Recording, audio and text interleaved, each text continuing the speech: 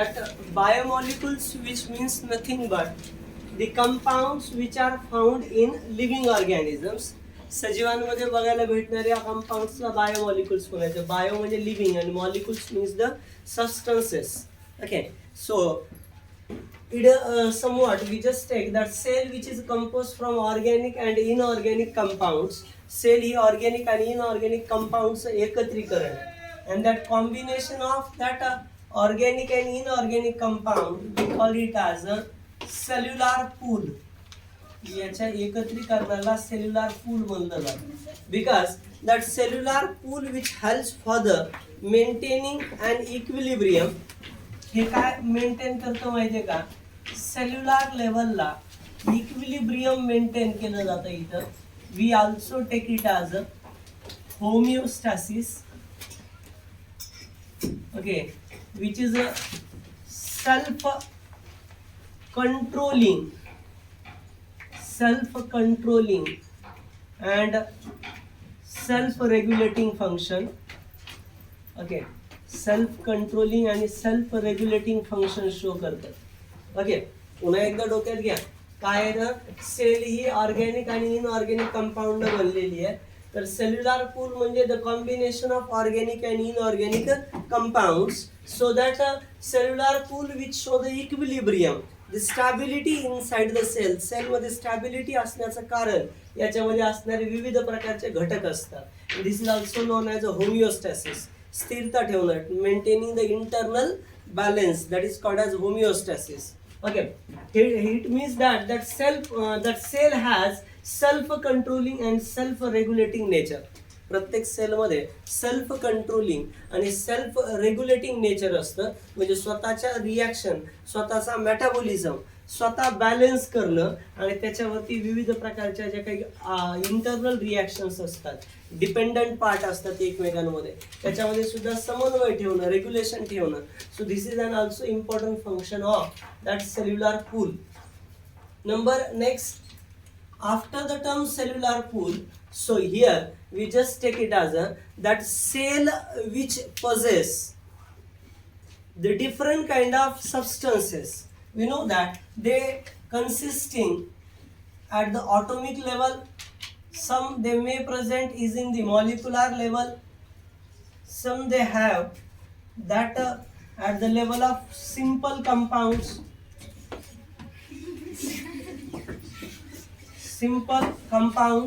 some they have is in the complex form. कधी कधी ते कॉम्प्लेक्स फॉर्म्स मध्ये जातात. असे वेगवेगळे कंपोनंट याच्यामध्ये प्रेझेंट असतात. ओके, सो ॲटम्स कंबाईन झाले तर मॉलिक्युल्स फॉर्म होतील. मॉलिक्युल्स पासून कॉम्प्लेक्स फॉर्म तयार होईल. याच्यामध्ये जे कॉम्प्लेक्स फॉर्म असतात तर हे कॉम्प्लेक्स फॉर्म तयार होऊ शकतात. Okay, simple form, complex form असे होते. आणि नंतर हे जे काही कॉम्प्लेक्स फॉर्म असतात, जेव्हा या कॉम्प्लेक्स फॉर्ममध्ये हे self regulating, self controlling nature येईल, so that functioning we call it as a cell. तेव्हा त्याला आपण सेल म्हणतो. The first cell on the life we just take it as a on the earth surface, that is said to be the protobiont. त्याला coacervates किंवा प्रोटोबियांट म्हणतो आपण. लक्षात घ्या, पहिली जी सेल तयार झाली पृथ्वीवरती, ओके, तर तिला प्रोटोबियांट म्हणलं गेलं. which is somewhat the किंवा first life on the earth was derived is in that water, and which is somewhat the archibacteria. जो कोणत्या फॉर्म मध्ये होता? आर्किबॅक्टेरिया फॉर्म मध्ये होता. that archibacteria they are chemoheterotropic, okay, anaerobic. okay, म्हणजे पहिला जो लाईफ फॉर्म होता पृथ्वीवरचा, फर्स्ट लाईफ फॉर्म हा कोणत्या फॉर्म मध्ये प्रेझेंट होता? तर प्रोकॅरियोटिक होता. प्रोकॅरियोटिक होता.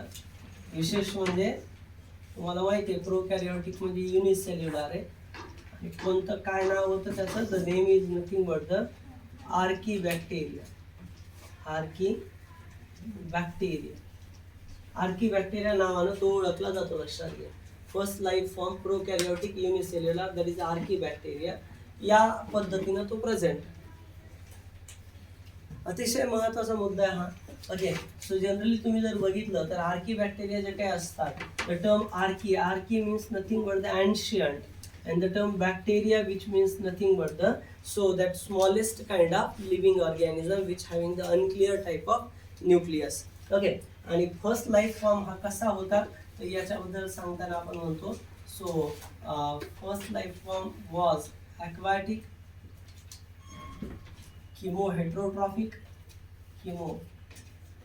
heterotrophic, so then that is nothing but aquatic heterotrophic, and next one is nothing but we can say it as an anaerobic hota to. So that's why early atmosphere which was reducing in type, no oxygen is present, is in the free form, free molecular फॉर्ममध्ये oxygen त्यावेळेला present नव्हता, लक्षात घ्या. Okay, त्यामुळे early atmosphere, early organism हे heterotrophic anaerobic होते आणि basically खूप सिम्पल फॉर्ममध्ये प्रेझेंट होते, सगळ्या बॅक्टेरियाच असायच्या. तर अशा पद्धतीचा फॉर्म आपल्याला इथं बघायला मिळतो, लक्षात घ्या. ओके, याच्यानंतर बघा after that we just take it as that biomolecules which is concerned with the different compounds. So chemical composition of cell, just see here, chemical composition of cell,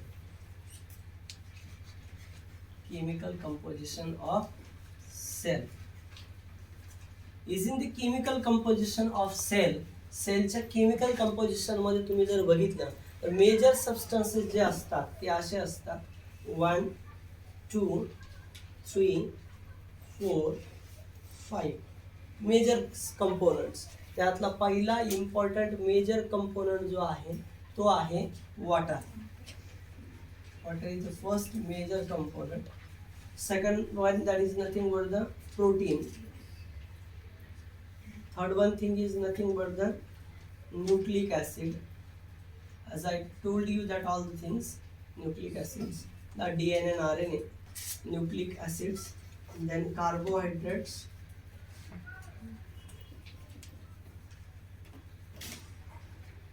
then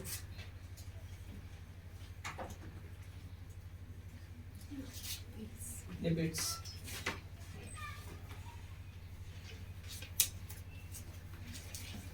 okay, so या पद्धती म्हणजे basically जर तुम्ही बघितलं तर water, protein, nucleic acid, carbohydrates, lipids हे त्याचे वेगवेगळे फॉर्म झाले.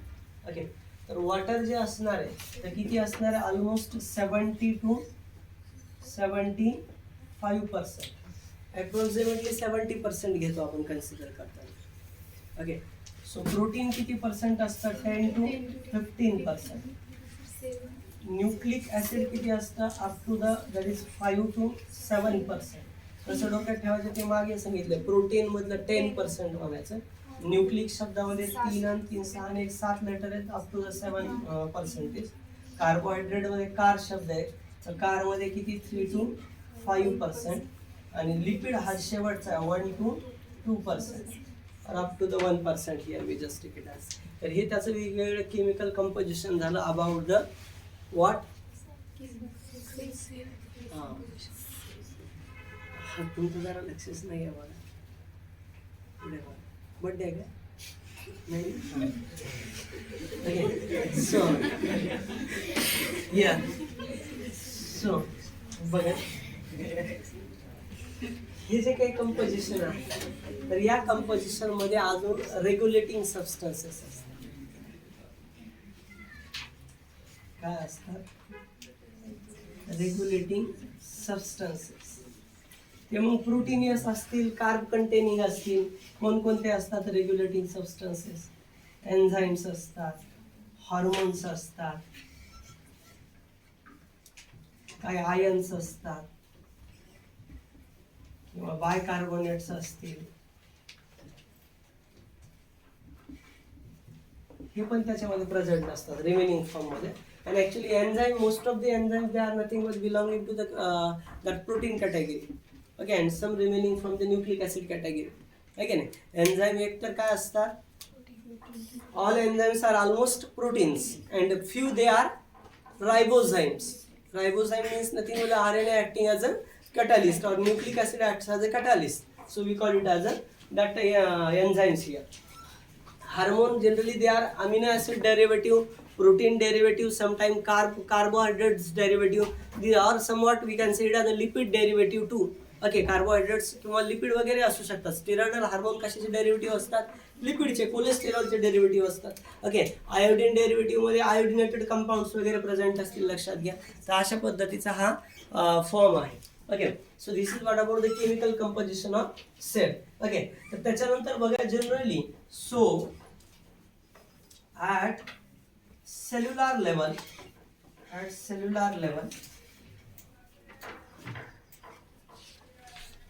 elemental configuration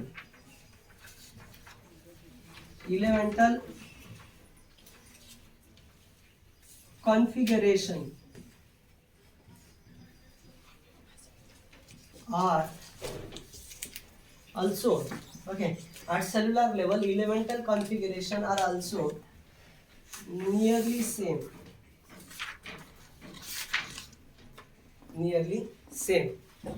ओके, म्हणजे इलेमेंटचं कॉन्फिगरेशन नियरली काय असतं? सेम असतं. म्हणजे कसं? म्हणजे कार्बन जेवढा मातीमध्ये प्रेझेंट आहे, अर्थ क्रस्टमध्ये आहे, तर तेवढाच या ठिकाणी कुणामध्ये आहे? इलेमेंटल कॉन्फिगरेशन तुम्ही सेल्युलर लेवलला जर बघितलं तर is in soil nearly equal to the cell configuration. म्हणजे जेवढे या ठिकाणी इलेमेंट्स सॉइलमध्ये, ऑलमोस्ट सगळे इलेमेंट्स या सेलमध्ये प्रेझेंट असतात आणि नियरली बऱ्यापैकी प्रपोर्शन सेमच असतं. लक्षात घ्या, सोडियम असेल, पोटॅशियम असेल, यांचं कॉन्सन्ट्रेशन याच्यात so nearly same as earth crust.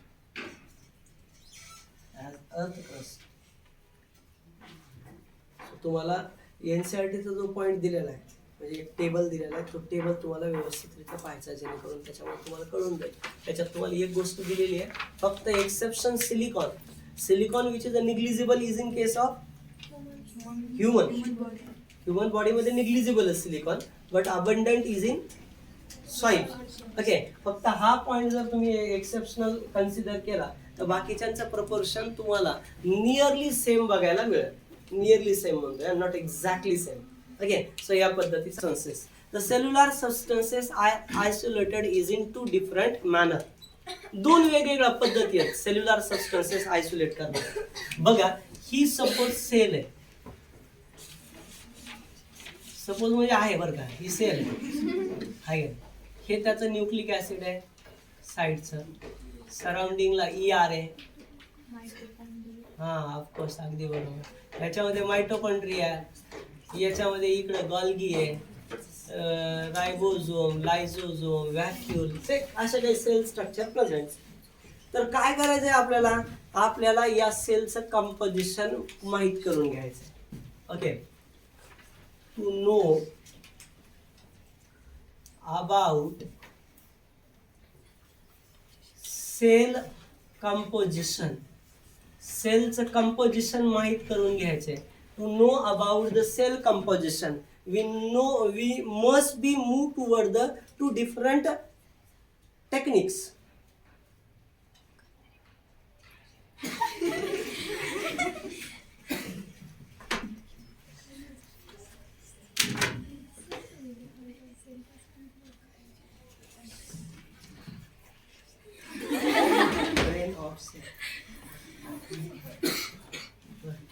So to know about the cell composition, actually there are two different methods.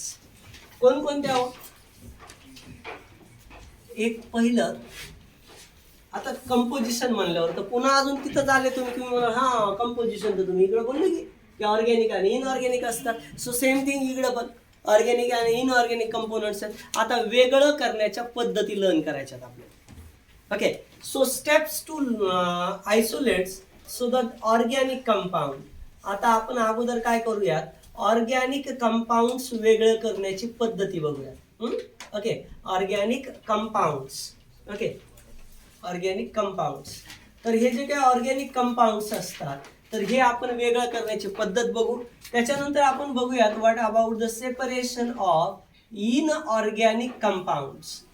सेलच्या मधले इनऑर्गॅनिक कंपाऊंड्स नेमके कोण आहेत, तर ते इनऑर्गॅनिक कंपाऊंड्स वेगळं करण्याची एक पद्धत बघू. तर ह्या दोन पद्धती आपल्याला लर्न करायच्या. त्याच्यासाठी तुम्ही काय म्हणाल, सर काय घ्यावं लागेल बरं, तर तुम्ही बघा आता बऱ्याच जणांना आपल्याला बेसिकली प्लांट अँड ॲनिमल्स बद्दलच जास्त डिटेलमध्ये घ्यावं लागतं. जर आपल्याला तुम्हाला विचारलं एक्सपेरिमेंटल प्रूफला काय काय वापरणार, तर तुम्ही म्हणणार if we want to take the animal cell, त्या ॲनिमल सेलसाठी मॉडेल पार्ट म्हणून काय, piece of liver. Piece of liver, लिव्हरचा पीस घेणार, तुकडा घेणार थोडं तुम्ही. ओके, तर त्याच्यावरती तुम्ही प्रयोग करणार. ॲनिमलचं म्हणल्यानंतर ॲनिमलचं सेलचं कंपोजिशन तुम्हाला तपासायचं. काय घेणार, ॲनिमलच्या सेल मधला, कारण फ्रेश पार्ट ॲनिमलच्या सेल मधला लिव्हरच आहे, जिथं इन्फेक्शन नसतं. का नसतं, कारण स्वतः बॉडी मधलं इन्फेक्शनच रिमूव्ह करणारा तो भाग आहे. कळतंय ना. Liver is a very important part which is useful to remove, destroy all the harmful content from the body. बॉडीमध्ये सगळे हार्मफुल कंटेंट काढून टाकणार. तुम्ही म्हणाल ब्लड घ्यायचं का, कधी कधी ब्लड मध्ये बॅक्टेरिया मायक्रोस वगैरे शिरलेले असू शकतात, याचे कंपोजिशन मध्ये त्यांचं कंपोजिशन, तर तसं नाही जमणार आपल्याला, आहे की नाही. तर या ठिकाणी इक्वल असणार आहे, कारण लिव्हर मधल्या सगळ्या सेलचं कंपोजिशन किंवा सगळ्या सेल ज्या आहेत त्या लिव्हरच्याच पर्टिक्युलरली प्लेन आहेत, वेगवेगळ्या प्रकारचं नाही घेणार. हिपॅटोसाइट्स नावाचे, त्यांच्यावरून तुम्हाला कन्फिगरेशन काढता येईल. ओके, तर लिव्हर पीस. आणि जर तुम्हाला जर समजा प्लांट घ्यायचं असेल तर प्लांटमध्ये काय करता येईल माहिती आहे का, fresh leaves, whatever, we just take it as a leaf of spinach or leaves of some other kind of plant too. Okay, इतर प्लांटचं सुद्धा तुम्ही काय करू शकता, पान घेऊ शकता. रेडी, एक्सपेरिमेंट करायचं आहे ना. बघा आता पूर्णपणे. तर लिव्हर ॲनिमल वरती करू आणि फ्रेश लिव्ज वरती सुद्धा प्रयोग करू. ओके, समजा आपण असं कन्सिडर करू की मुलींना पानं दिले एक्सपेरिमेंट करायला आणि मुलांना लिव्हरचा तुकडा दिला. ओके, या घाबरतात. ओके, या पद्धतीने असं केलं आपण. ओके, तर इथं अशा पद्धतीने एक्सपेरिमेंट केला तुम्ही. काय केलं, पीस ऑफ लिव्हर घेतला तुम्ही, घेतलं. बघा आता, take a piece of sample. Piece of sample म्हणजे मग तुम्हाला ते काही बी हे किंवा ते एक काहीतरी सॅम्पलचा पीस घेतला तुम्ही, म्हणजे लीफचा पीस असेल फ्रेश किंवा लिव्हर पीस असेल, हे घेतलं तुम्ही. बरं, पुढच्या स्टेपमध्ये काय, घेतल्याच्या नंतर ते जे काही पीस ऑफ लिव्हर आहे किंवा पीस ऑफ लिव्ज आहे ते काय करायचं, ग्राइंड करायचं, ते ग्राइंड करायचं, क्रश करायचं, क्रश इन. आता तुम्ही म्हणाल सर ग्राइंडिंग करत असताना ते ठ्याचा खूप जर हे झाला तर, खूप असा घट्ट झाला तर, मग घरी तरी ठ्याचा करताना वरून पाणी टाकलं जातं लाटताना हे ते, मग आता ते इथं कसं करायचं, त्या पाट्यावर वरवटा नाही वापर त्यावेळेस, आहे का नाही. मग आता इथं कसं करायचं, तर इथं पाणी नाही वापरायचं, इथं ॲसिटिक ॲसिड वापरायचं. कसलं, trichloro acetic acid. Grind it in trichloro acetic acid. Trichloro acetic acid. Okay, हे कंपोनेंट वापरायचं, ट्रायक्लोरो ॲसिटिक ॲसिड. कसलं आहे ट्रायक्लोरो ॲसिटिक ॲसिड, 3 क्लोरीन आहेत, 3 क्लोरीन आणि तिन्ही साईडनं Cl, इथं पण Cl. ओके, तर इथं जे आहे ट्रायक्लोरो म्हणजे कसं बरं, इथं C सिंगल येणार, 3, एक क्लोरीन, दुसरा क्लोरीन, तिसरा, तिन्ही क्लोरीन असतील यामधल्या कार्बनला, आणि इकडं COH ग्रुप. ओके, H सिंगल गेट, आहे का नाही. अशा पद्धतीने हा कंपाऊंड तयार होईल. तर याचं नाव आहे ट्रायक्लोरो ॲसिटिक ॲसिड. याच्यात टाकलं, मग काय केलं पुढं, याला ग्राइंड केलं त्याला पूर्ण त्याची पेस्ट बनवली, आहे का नाही. लिव्हरच्या तुकड्याची काय केली, किंवा तुमच्याकडे काय आहे, लिव्हची क्रश, त्याला पेस्ट बनवली. आता तयार केलेली पेस्ट, आता बघा, तयार केलेली paste,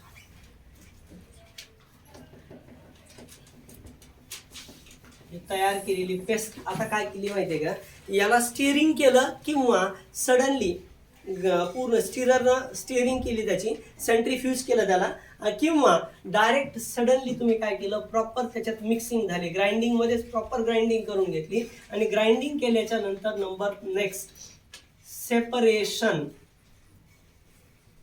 using cheesecloth. Separation using cheesecloth.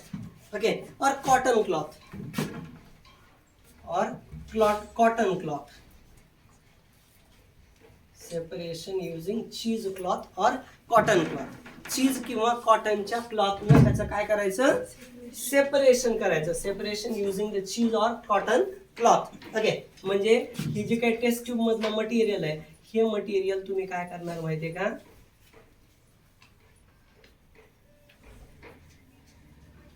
एखाद्या बिकरच्या मदतीनं, ओके, याला तुम्ही वरून असा कपडा बांधणार आणि याला तुम्ही काय करणार, गाळून घेणार, फिल्टर करणार. सेपरेशन युजिंग चीज क्लॉथ और cotton cloth, that is said to be the filtration.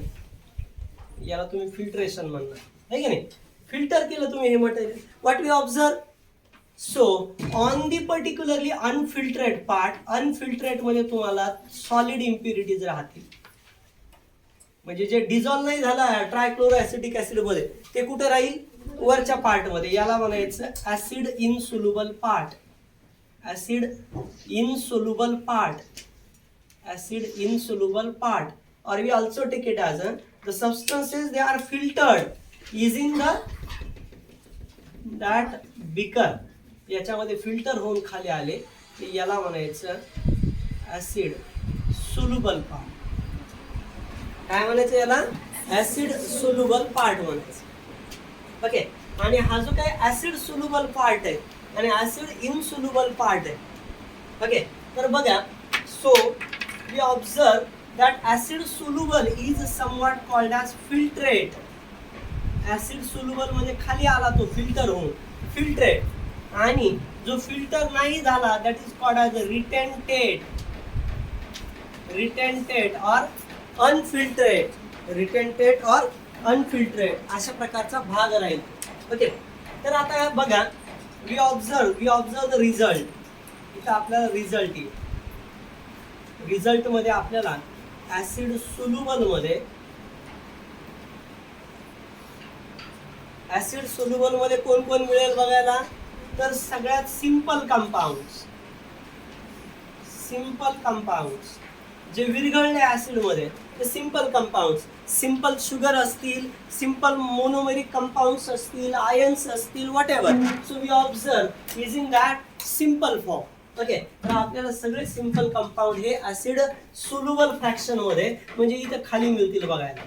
याच्यात काय काय, याचं अनालिसिस केलं तुम्ही, chemical analysis. So we observe the all simple compounds. याच्यामध्ये सिंपल कंपाऊंड्स बघायला मिळतील. And that simple compounds are generally acid soluble मधल्या म्हणायचं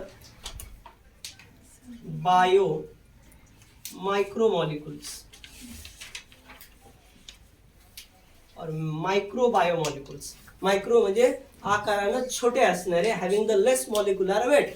ज्यांचं मॉलिक्युलर वेट कमी आहे ते काय झाले, फिल्टर होऊन खाली आले. We call them as micro biomolecules और bio micromolecules, whatever you use the term. Okay, so या पद्धतीनं. सो ऍसिड सोल्युबल मध्ये आले, कोण कोण आले याच्यामध्ये, मग डोक्यात घ्या. याच्यामध्ये आल्या शुगर्स, याच्यामध्ये आले अमिनो ऍसिड्स, याच्यामध्ये आले या ठिकाणी. सो अजून कोण आलं बघा याच्यामध्ये आले न्यूक्लिओटाइड्स. ते छोटे छोटे ते सगळे याच्यामध्ये आले न्यूक्लिओटाइड्स. ओके, याच्यामध्ये आल्या व्हिटॅमिन्स वगैरे, जर अॅनिमल्सशी रिलेटेड असेल तर. ओके, हे सगळे कंटेंट काय झाले, ऍसिड सोल्युबल फ्रॅक्शन मध्ये गेले. आणि जो राहिलाय ना भाग दुसरा वरती जो शिल्लक राहिलाय, तर ऍसिड इनसोल्युबल मध्ये, ऍसिड इनसोल्युबल मध्ये, ऍसिड इनसोल्युबल जो फ्रॅक्शन आहे, ओके, तर त्याच्यामध्ये मोठमोठे मॉलिक्यूल राहिले, तर याला म्हणायचं bio macro molecules.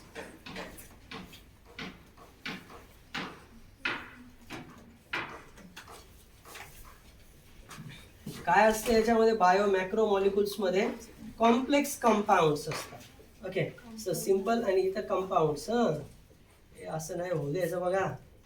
So complex compound. Okay, काय इथं कॉम्प्लेक्स कंपाऊंड तयार होते. आता या कॉम्प्लेक्स कंपाऊंडचे वैशिष्ट्य असतात, दे आर पॉलिमेरिक. पॉलिमर म्हणजे बऱ्याच युनिटने बनलेले असतात. They have the high molecular weight.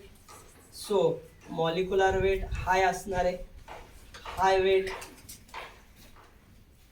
Okay, हे जे कंपाऊंड्स आहेत which having the high molecular weight, molecular weight पण बऱ्यापैकी जास्त असणार आहे त्यांचं.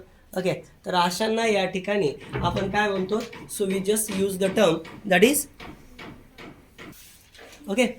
तर काय आहे याच्यामध्ये, पॉलिमेरिक फॉर्म आहे, हाय वेट आहे. ओके, पण जनरली याच्यामध्ये तुम्ही जर बघितलं तर कोणते कंपाऊंड्स येतील, तर याच्यामध्ये कंपाऊंड्स येतील सो जे हायर कंपाऊंड्स आहेत ते सगळे प्रोटीन्स, न्यूक्लिक ॲसिड्स, कार्बोहायड्रेट्स मध्ये कोण, इट कन्सिस्टिंग पॉलिसॅकराइड्स, नॉन शुगर्स आहे का नाही, पॉलिसॅकराइड्स, स्टार्च, सेल्युलोज, ग्लायकोजन, मोठमोठे मॉलिक्युल्स.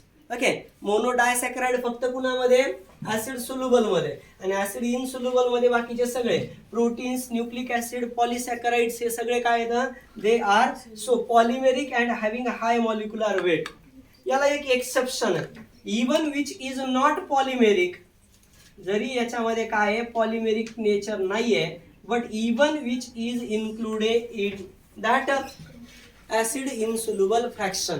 ओके, कोण आहे तो ऍसिड इनसोल्युबल मध्ये आलेला ज्याचं पॉलिमेरिक नाव नाहीये, म्हणजे बऱ्याच कंपाऊंड बनलेला नाहीये तो, जो भरपूर हजारो 150 वेगवेगळ्या मॉलिक्युलने बनलेला आहे, तर त्याला या ठिकाणी कळलं तर तुम्ही म्हणणार पॉलिमेरिक. पण इथं मात्र काय आहे, फक्त 1-2 मॉलिक्युलनं बनला आहे आणि त्याला नाव दिलं आपण काय दिलं, ऍक्च्युली ऍसिड इनसोल्युबल मधला. तर तो कोण आहे, तर याच्यावरती 2 वेळा क्वेश्चन आहे, so that is nothing but the lipid. Okay, एक वेळा तर direct as it is question आहे की which among the following not polymeric compounds. Okay, so खालीलपैकी कोणता पॉलिमेरिक कंपाऊंड्स नाही आहे किंवा not included in the acid soluble pool.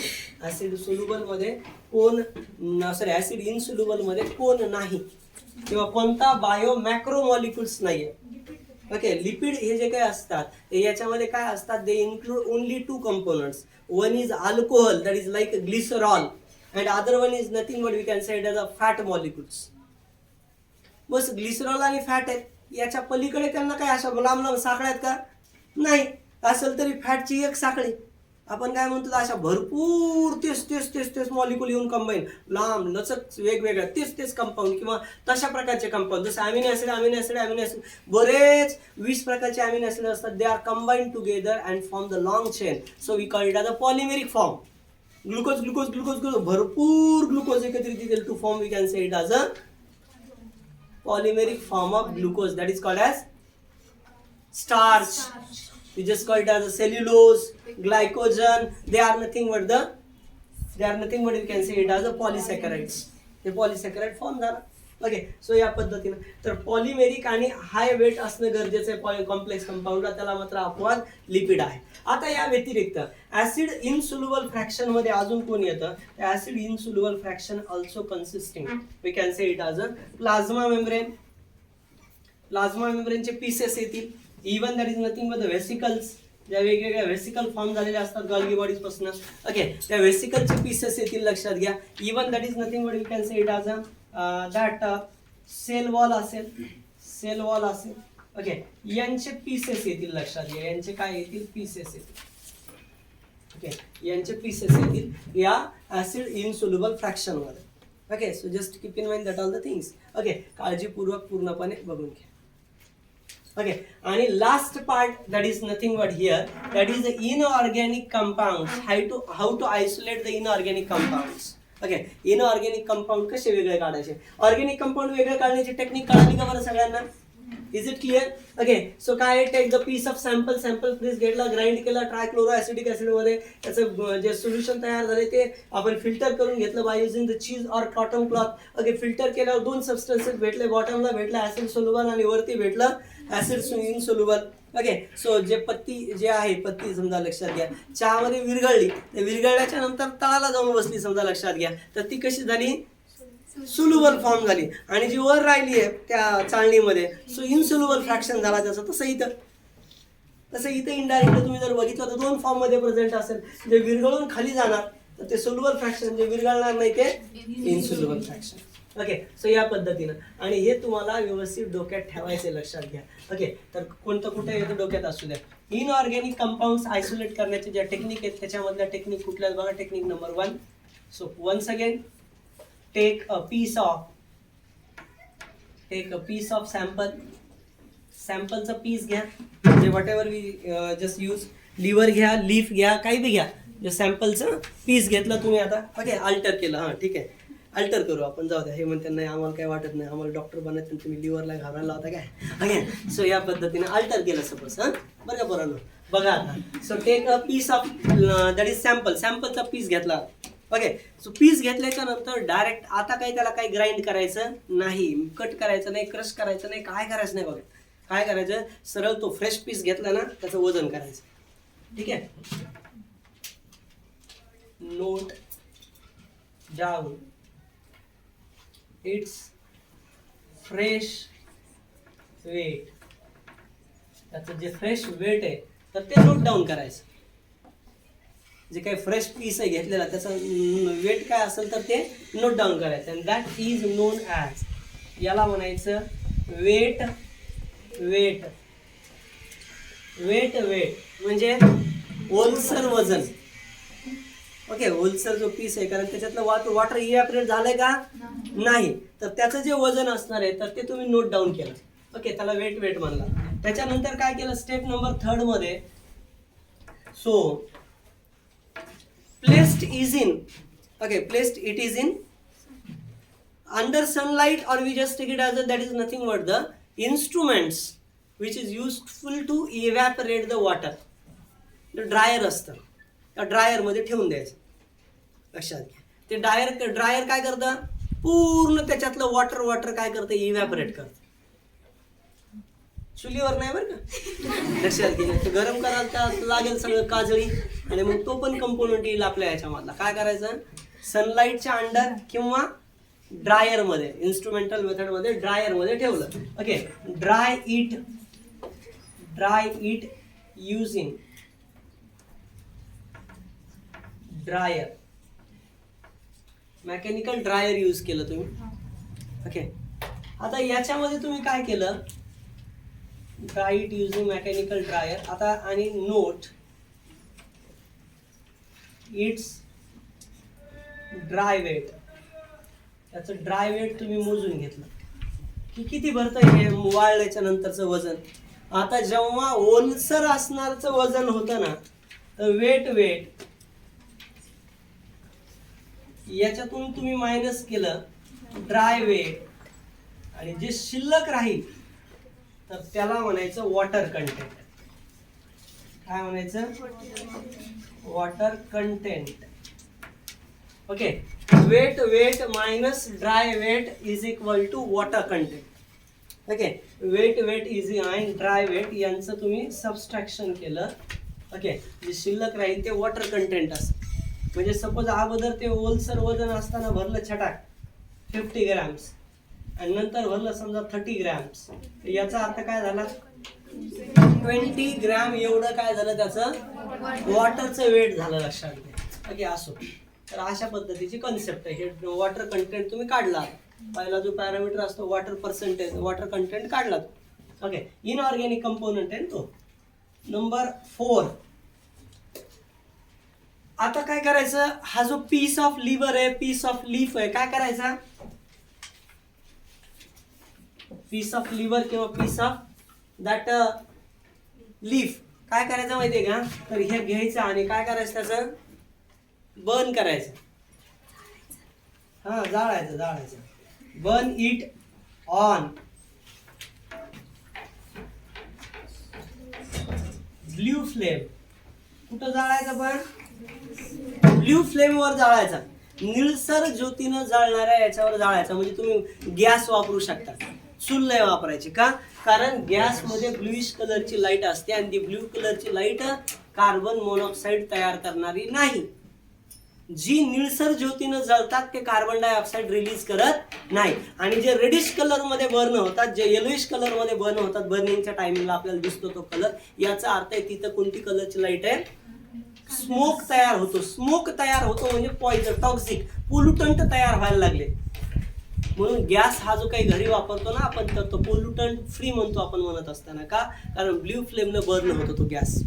Blue फ्लेमनं जळणाऱ्या ह्याच्यावरच धरायचं त्याला आणि जाळायचं. आता त्याची राख तयार होईल.